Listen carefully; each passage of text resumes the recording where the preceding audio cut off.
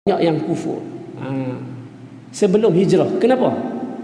Adalah untuk menguji iman orang Islam pada waktu itu, supaya apabila diturunkan arahan untuk hijrah, perintah untuk hijrah, maka yang berhijrah itu akan tinggal umat Islam yang tetap iman dan yang berkualiti imannya. Sebab ni maknanya Allah turunkan surah Isra ni bukan saja-saja untuk mengklasifikasikan yang mana yang iman dia macam-macam ni, yang mana yang iman dia betul-betul kukuh. Maka apabila turun Isra, banyak orang-orang yang iman dia kurang, maka kufur kepada Allah Subhanahu Wa Taala. Yang tinggalnya itu adalah orang-orang yang betul-betul beriman kepada Allah Subhanahu Wa Taala. Itu yang Allah bawa dengan perintah berhijrah ke Madinah. Sebab tu dia turun lebih kurang setahun ataupun 2 tahun sebelum hijrah. Itu hikmah dan bukti kenapa diturunkan surah Isra.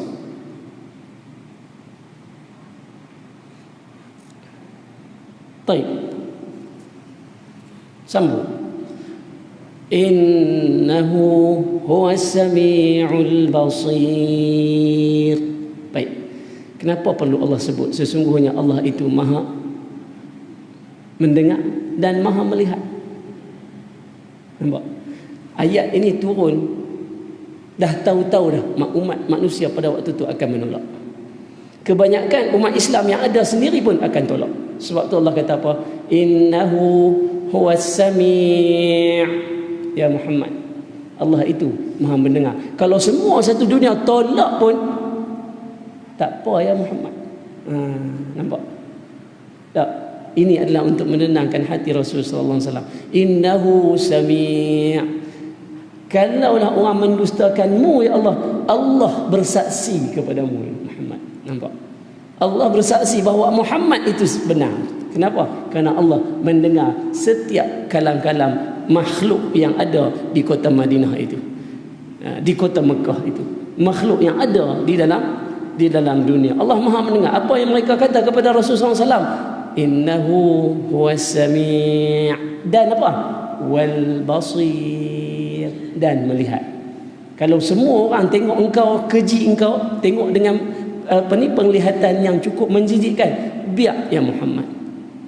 Kenapa? Kerana Allah sentiasa mempunyai pandangan terhadapmu ya Muhammad. Maknanya apa?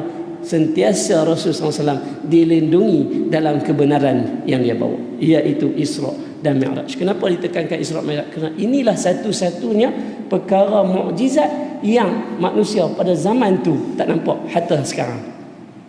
Tak boleh fikir. Tidak. Tak boleh.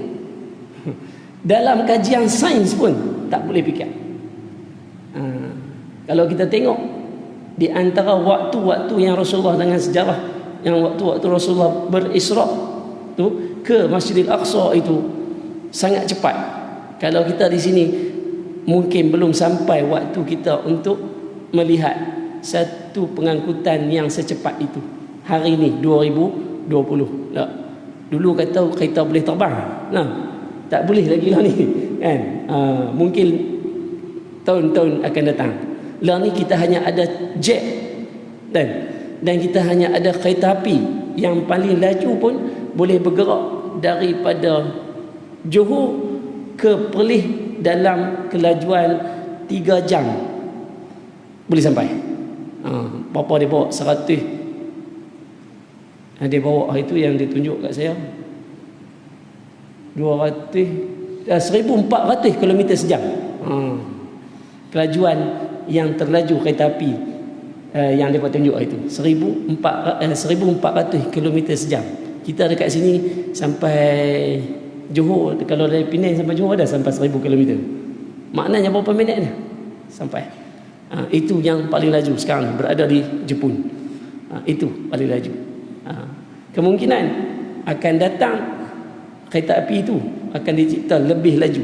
Di situ pada waktu tu mungkin dengan sejarah yang menceritakan tentang Isra dan Mi'raj, baru kita tahu apa dia pengangkutan yang Rasulullah SAW naik tu. Agak-agak similarity. Sebab dalam hadis Rasulullah kata nanti ada besi boleh terbang. Lah ni dah ada dah kapal terbang. Kita boleh tafsir dah hadis-hadis tu kan.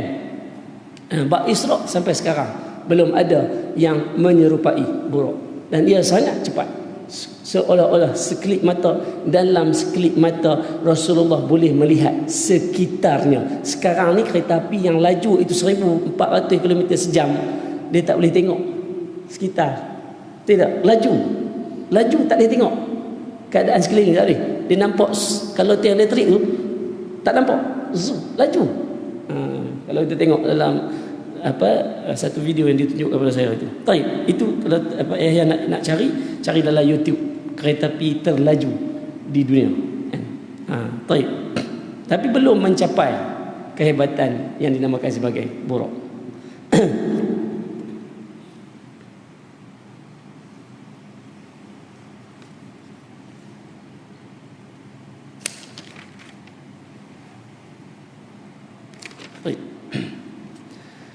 Kita masuk ayat yang kedua, dan saya ingat boleh kot kita habiskan ayat fasa yang ni. Kita baca dulu boleh?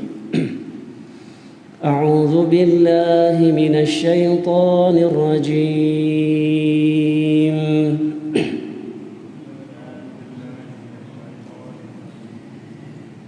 Wa atayna Musa al-kitaba wa ja'alnahu hudan li bani Israil.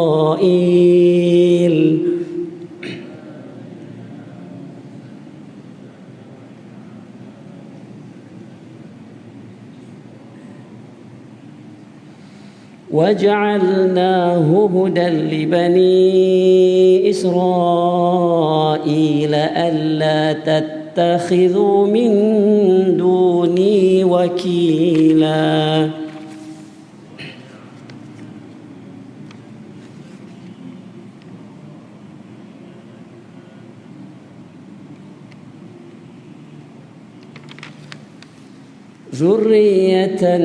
ذرية من حملنا مع نوح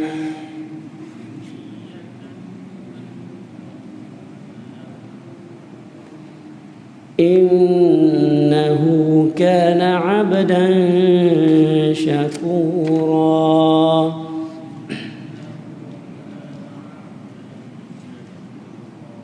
صدق الله العظيم. Dalam keadaan Allah menceritakan ayat yang pertama berkaitan dengan Isra, tiba-tiba Allah masuk dalam ayat yang kedua berkaitan dengan Musa, yang memberi tekanan kepada Rasulullah SAW kebanyakannya adalah siapa pada waktu itu? Daripada kaum Yahudi yang banyaknya menyucuk-nyucuk kaum Nasrani, yang banyaknya menyucuk-nyucuk kaum Quraisy Yahudi. Kenapa? Kerana mereka sangat banyak ketika itu. Ramainya orang-orang Yahudi dan berfahaman Yahudi. Orang Yahudi berfahaman Yahudi, maknanya mengikut agama Taurat. Tapi bukan daripada orang golongan Yahudi. Nampak? Jadi yang memberi tentangan, yang memberi tusukan da'iyah supaya orang Islam tak percaya kepada Rasulullah SAW adalah orang Yahudi. Pernah saya cerita dulu kenapa orang Yahudi tak suka sangat kepada Rasulullah, kan? Saya pernah cerita kan dulu. Cerita. Kalau saya tak cerita pun ustaz lain cerita kan? Tak suka sangat kepada Rasulullah. Padahal Rasulullah tu adalah dalam dalam Quran, mereka lebih kenal ya'rifunahu kama ya'rifuna abna'ah. Mereka mengenali Rasul sallallahu alaihi wasallam lebih daripada mereka kenal, ataupun sama keadaan seperti mana mereka kenal anak-anak mereka. Contoh, anak nauzubillah min zalik, ada seorang keluarga anak aksiden, pecah muka, betul tak? Mati, meninggal dunia di tempat kejadian. Hospital panggil ibu bapa dia. Dia tengok, pakcik boleh tolong sahkan ini anak pakcik ke tak? Sebelum dia tengok muka, dia tengok kaki dah. Tak, kaki tak tutup, betul tak? Orang tutup muka.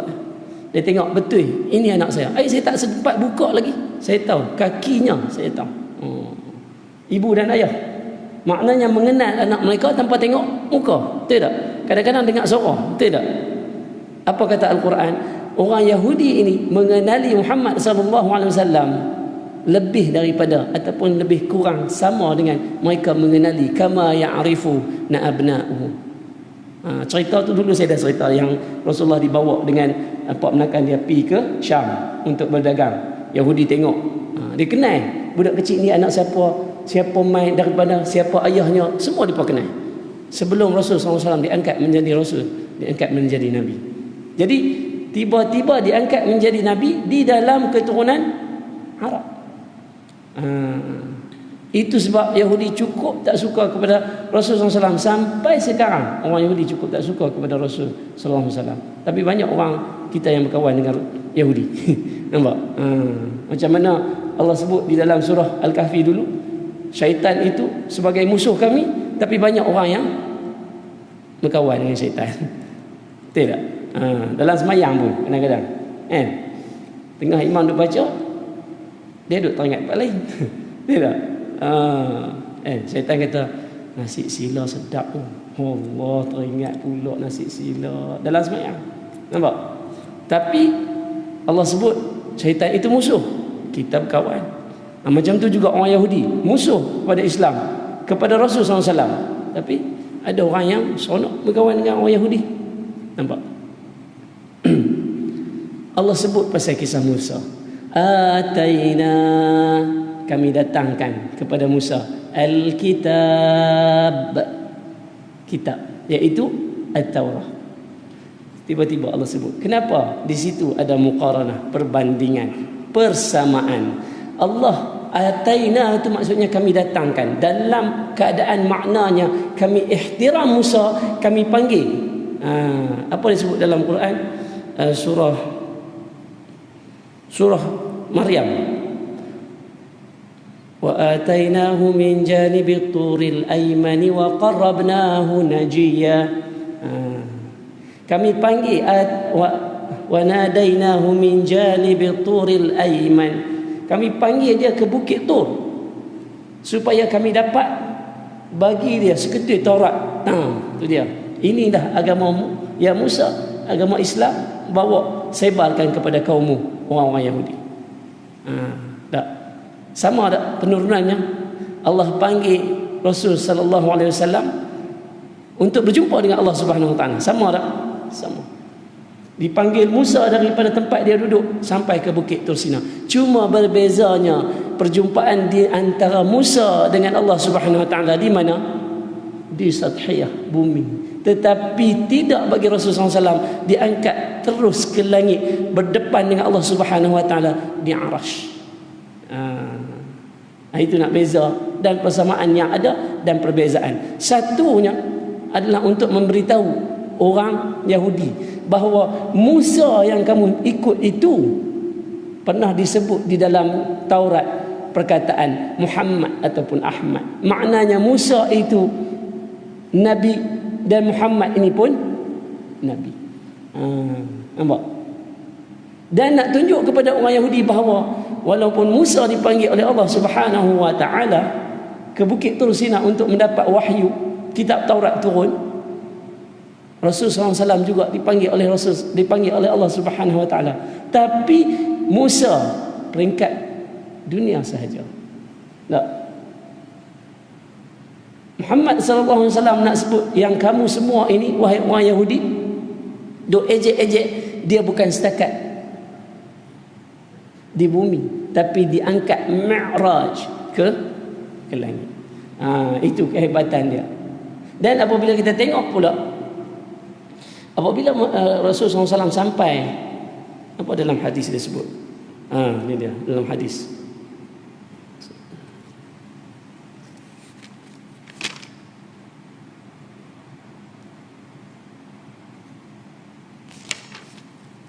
Diriwayatkan daripada Muslim fi sahih Muslim an Anas bin Malik radhiyallahu anhu anna Rasul sallallahu alaihi wasallam qala. Rasul sallallahu alaihi wasallam pernah bersabda kepada Anas bin Malik. Anas ni adalah seorang budak kecil yang mengikut Rasulullah dalam umur mudanya sampai dia besar. Dan Imam Malik itu adalah keturunan daripada Anas bin Malik. Malik bin Anas bin Malik bin Anas. Itu. Ataitu bil buraq. Rasulullah kata malam tu malam Isra aku didatangkan dengan buraq. Itu kita cerita pasal dia keluar daripada umuhan ni dia pergi ke Masjidil Haram dan duduk di Masjidil Haram, dia solat. Ini sambung hadisnya. Ataitu bil buraq, aku didatangkan dengan buraq. Maknanya Jibril bawa buraq mai kepada Rasul sallallahu alaihi wasallam. Buraq tu nama sejenis. Dia kata apa? Rasulullah kata wa huwa dabbah. Dabbah ni maknanya binatang, bukan mesin. Kalau dia kata mesin mungkin kereta, mungkin kereta api, tapi dia sebut sebagai binatang. Dia binatang. Abyadu tawilun. Abyadun tawilun. Binatang ini Rasulullah bagi sifat dia putih. Kalau sebut orang Arab, kalau sebut abyad ni, putihnya putih sangat-sangat. Macam kita pakai jubah, kalau setakat color cream tu tak putih lagi. Tak, putih, sangat putih. Tawilun, tinggi. Putih dan tinggi. Orang kata burung unta, contoh kan, dia pun kata ada kaki dua. Bila sebut dabbah, bila kita sebut dabbah ni, dia adalah binatang yang melata pakai 4 kaki. Binatang yang serangga dia, kalau 2 kaki dia tak panggil haiwan dabbah. Dia ayam, dia lain.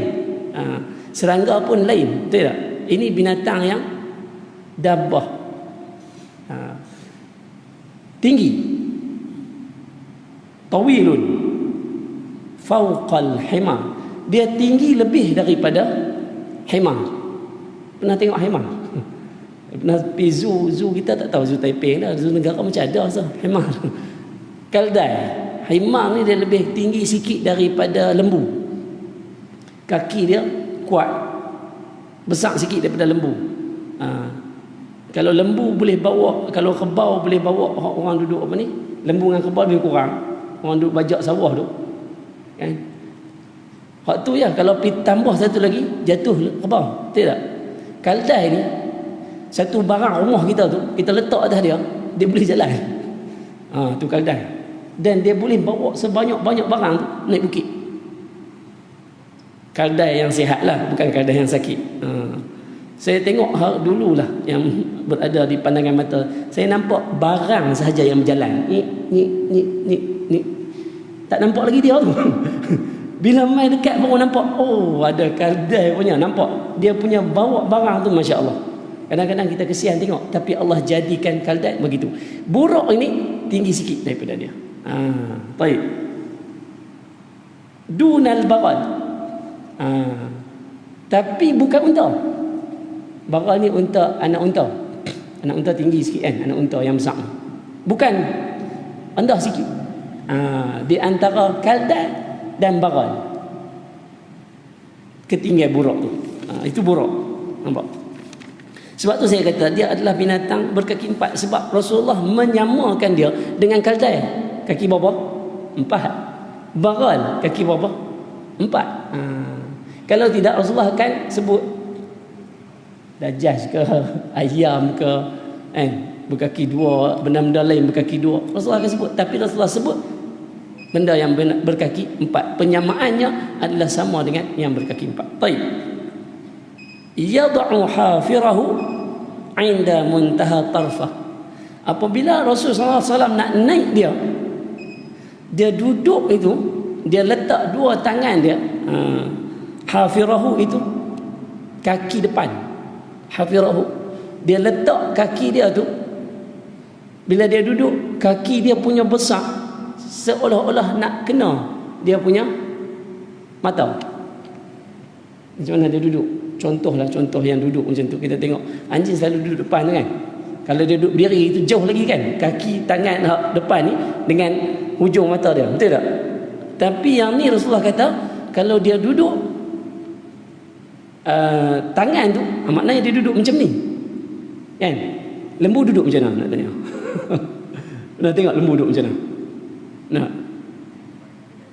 lembu kepok lagu tu, betul tak? Kan? Kepok belakang. Unta kepok belakang. Ini tak, ini kepok depan. Macam anjing, betul tak? Anjing kepok depan, tapi anjing jauh. Bila anjing dia duduk, dia jauh.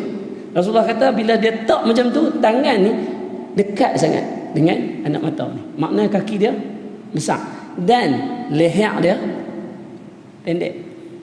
Kalau unta, leher dia panjang, tak mungkin kaki tu boleh dekat dengan mata, tidak. Zirafah pun panjang. Maknanya leher dia dengan kaki tu, leher pendek, kaki pun besar. Bukan kaki kaldai. Kaki kaldai kecil, kan, besar sikit. Berlembu ni kakinya besar. Itu dia kata. Qal, kata Rasulullah SAW, farakabtuhu hatta ataitu Baitul Maqdis. Aku naik je, dia kata, sehingga sampai Baitul Maqdis. Dan ia sangat cepat. Sebab apa saya kata sangat cepat? Mustahil Rasulullah kalau lambat dia tak sebut tawilun masyi, tawilun masafah. Tak ada sebut dalam hadis kata perjalananku ini sangat lambat, ataupun perjalanan aku seperti orang tua kata habis 2 batang rokok. Rasulullah akan cerita macam mana dia berjalan dalam keadaan perkara-perkara yang penting. Rasulullah akan describe dalam hadis. Kalau kita tengok baca hadis semua, setiap apa yang dia perlu cerita kat kita mesti dia cerita. Kalau dia tak cerita, itu maknanya itu berlaku tanpa dia tahu kata berlaku. Begitulah juga maksud dia tak berlaku di depan mata dia, maka dia tak ada cerita dalam hadis. Yang ini yang berlaku pada waktu Isra dan Mi'raj. Waktu Isra Rasulullah naik atas Burak itu, maka dia berlalu hatta terus tengok sampai Baitul Maqdis. Walaupun dia nampak apa yang tepi, apa yang berlaku di sekeliling, tapi nampak hatta wasala Baitul Maqdis. Ataitu Baitul Maqdis farabatahu bil halqah. Maka dia turun, dia ikat burak itu di tempat orang duk ikat unta. Halqah ni maksudnya besi-besi yang disediakan di zaman waktu tu. Di dekat masjid Baitul Maqdis tu ada orang duk ikat-ikat. Kalau nak pergi masjid pakai unta, dia ikat kat situ. Pakai kuda, dia ikat kat situ. Kalau kita tengok cerita tengok cerita koboi, dia ada tempat ikat kan. Lebih kurang itulah. Allati yarbatu bihal anbiya, yang mana bila dia ikat saja burak itu, di situ dia nampak berkumpulnya para anbiya yang sebelum ni. Nak menunjukkan bahawa hebatnya Rasulullah SAW sebelum dia nak naik Mi'raj kepada Allah Subhanahu Wa Taala, Allah takrimkan dia, muliakan dia lebih daripada segala nabi. Tak berlaku pada Musa alaihissalam. Tidak. Musa dia pi Bukit Tur Sina, kalau Allah tak cerita siapa pun tak tahu. Tidak. Kan? Tapi Rasulullah SAW Isra dia mendapat penyaksian para anbiya yang lain. Nampak? Para anbiya lain tengah tunggu di mana? Di Baitul Maqdis. Di Masjidil Aqsa. Tengah tunggu untuk apa?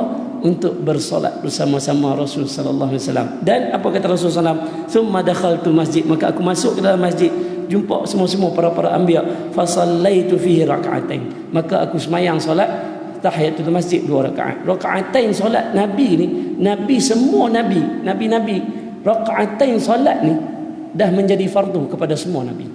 Solat tak ada nama. Ingat tak dulu saya pernah cerita, kita boleh solat tanpa solat ada nama.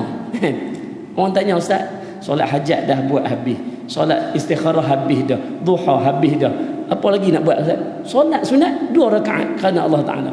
Boleh. Itu yang dilakukan oleh Nabi Ibrahim, Nabi Nuh, Nabi Idris, segala Nabi Saleh, Nabi Muhammad sallallahu alaihi wasallam. Solat 2 rakaat tanpa nama. Janganlah sebut tanpa nama. Usalli rakaatain lillahi ta'ala. Solat sunat rakaat. Baik.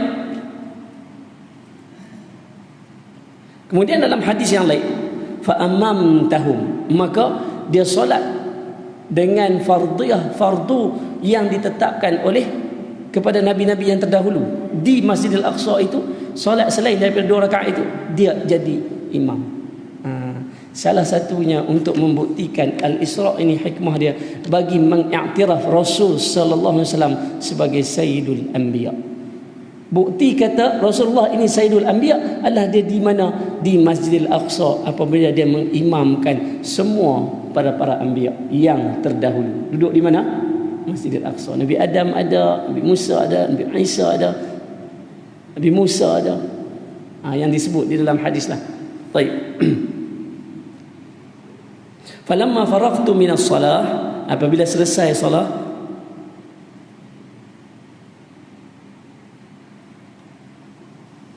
qala li qail, datang seorang malaikat berkata kepada dia, ya Muhammad,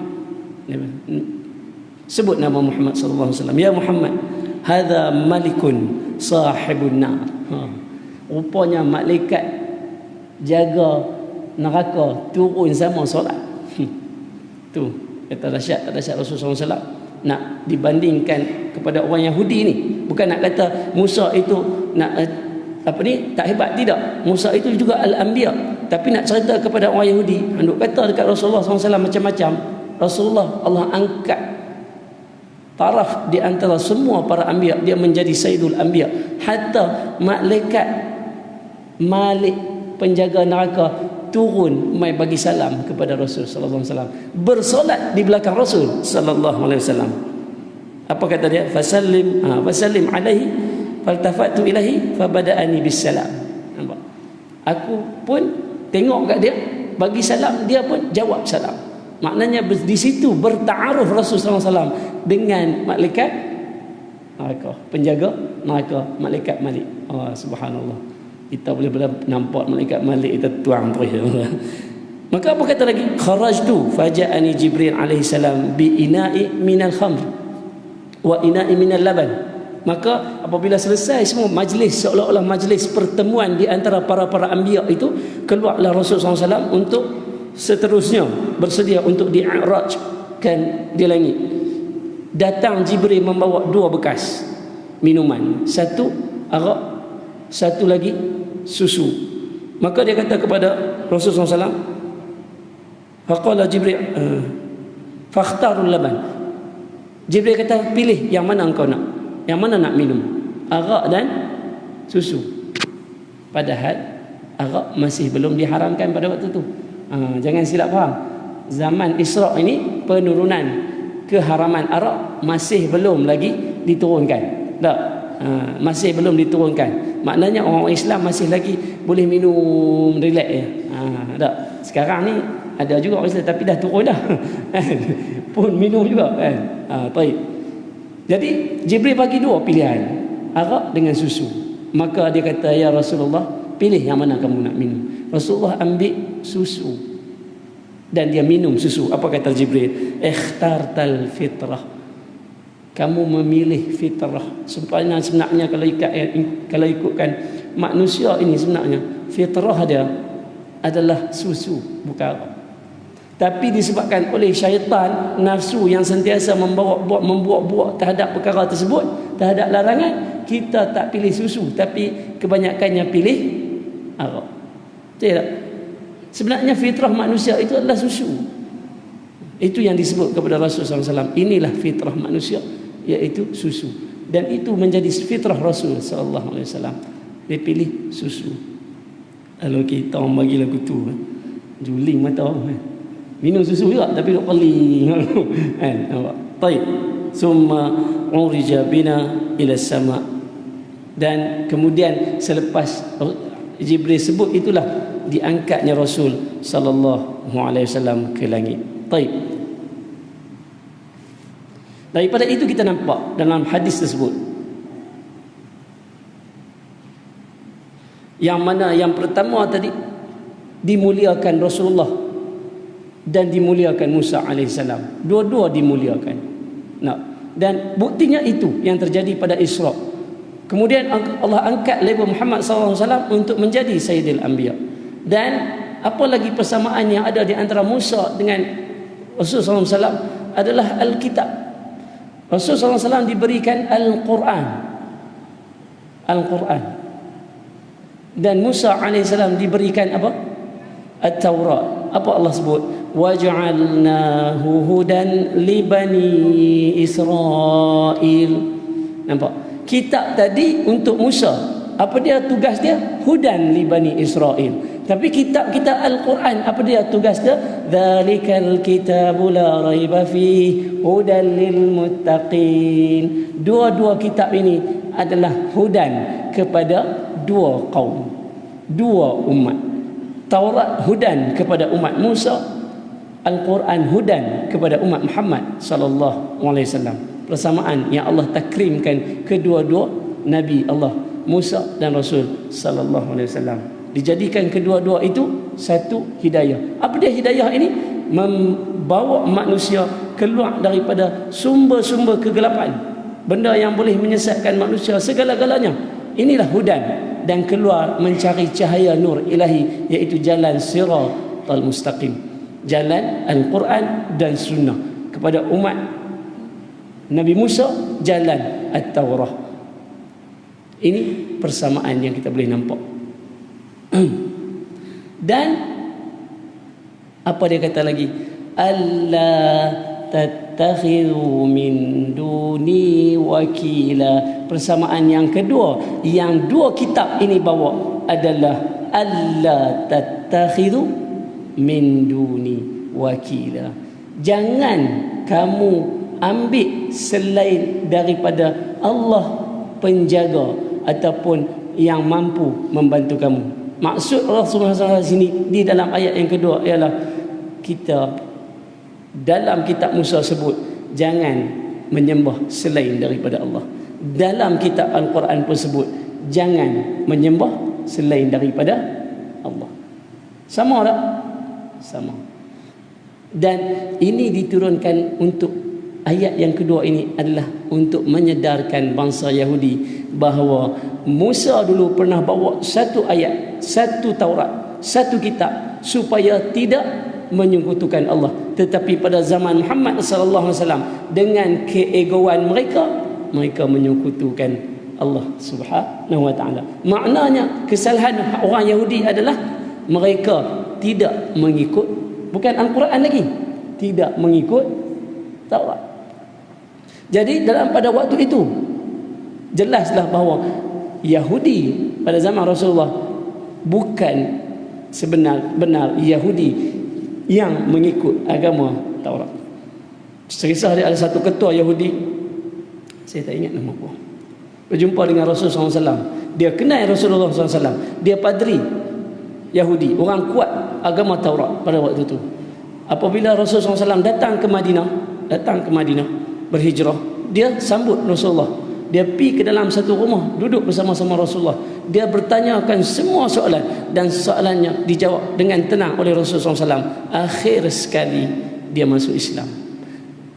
Pada waktu sampainya hijrah Rasulullah SAW, maknanya tak lama Rasulullah sampai, dia masuk Islam. Kemudian Rasulullah memanggil semua puak-puak Yahudi, kaum-kaum Yahudi yang berada di bawah kepimpinan orang Yahudi yang masuk Islam tadi. Dia tanya, apakah pendapat kamu tentang ketua kamu ini? Orang Yahudi menjawab, oh dia ni lah bagus, sebab tu kami lantik menjadi ketua, dia yang terbaik, tak pernah tipu, apa semua, segala-galanya ada padanya. Maka Rasulullah kata, ketua kamu telah masuk Islam, apa kata kamu? Dia berkata, masuk Islam, itulah pembohong. Itulah segala-galanya jahat ada pada dia, pada orang Yahudi, ketua Yahudi yang masuk Islam. Nampak? Bukan disebabkan oleh tak mau terima Rasulullah itu sebab agamanya lain-lain, tidak, tetapi keegoan masing-masing. Kalau orang Yahudi ini boleh membawa Taurat dan ikhlas kepada Taurat, maka sesungguhnya dia akan ikut ketua dia untuk masuk Islam. Tetapi tidak berlaku pada waktu itu.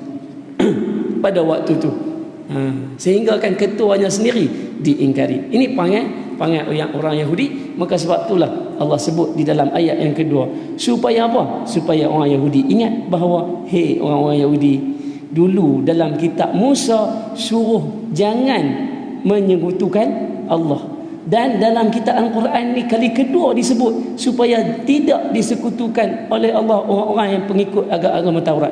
Tapi apa yang terjadi sebaliknya, sampaikan bukan setakat Musa, bukan setakat Muhammad saja disekutui, tidak dipercayai, malahan Nabi Musa juga bagi pengikut kitab Taurat pada waktu itu langsung tidak diterima oleh orang Yahudi. Sampai sekarang orang-orang Yahudi yang membawa kitab Taurat hari ini tahun 2020 ni, nak masuk tahun 2021, mana-mana orang Yahudi yang dia kata dia membawa kitab Taurat, sesungguhnya dia tidak mempercayai kitab Taurat itu.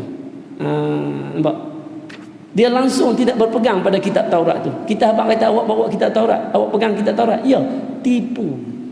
Awak hanya menggunakan nama kitab Taurat tu untuk menaikkan ego orang Yahudi sendiri. Sebab kalau orang Yahudi betul-betul beriman dengan kitab Taurat, nescaya dia akan mengikut ketua orang Yahudi, iaitu beriman pula kepada Rasul sallallahu alaihi wasallam. Kerana umat yang ada di atas muka bumi ini hari ini yang saya selalu sebut adalah umat Muhammad sallallahu alaihi wasallam. Daripada ufuk timur ke ufuk barat, daripada ufuk utara ke ufuk selatan, semuanya adalah umat Muhammad sallallahu alaihi wasallam. Tidak ada dah umat Nabi Isa, tidak ada dah umat Nabi Musa. Jadi itu yang dia nak bagi tahu di dalam ayat yang kedua. Dan yang satu lagi membuktikan bahawa Rasulullah SAW sebagai Sayyidul Anbiya, yang ni yang saya sebut tadi, mengimamkan semua para anbiya di Masjidil Aqsa. Kalau saya sambung lagi satu ayat sikit lagi, lebih panjang. Boleh berhenti ke nak sambung? Boleh berhenti orang. Depa bagi 30 minit je. Lepas ni lagi. Baik, saya berhenti di sini. Kita akan sambung nanti ayat yang ketiga.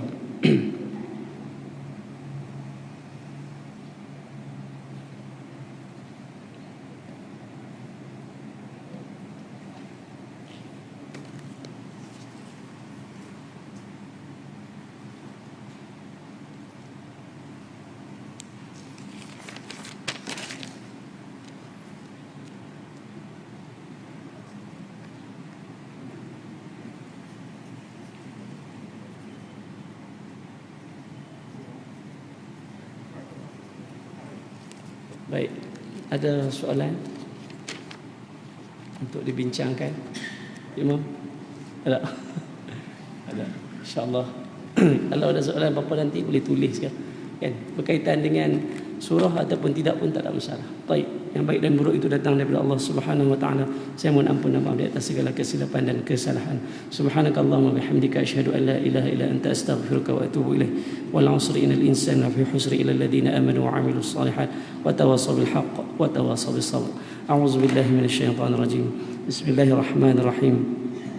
Wassalatu wassalamu ala asrafil anbiya'i wal mursalin wa ala alihi wa sahbihi ajma'in. اللهم اجعل جمعنا هذا جمعا مرحوما وتفرقنا من بعدها تفرقا معصوما. اللهم افتح علينا حكمتك وانشر علينا من خزائن رحمتك يا أرحم الراحمين. اللهم ارحمنا بالقرآن واجعله لنا إماما ونورا وهدى ورحمة.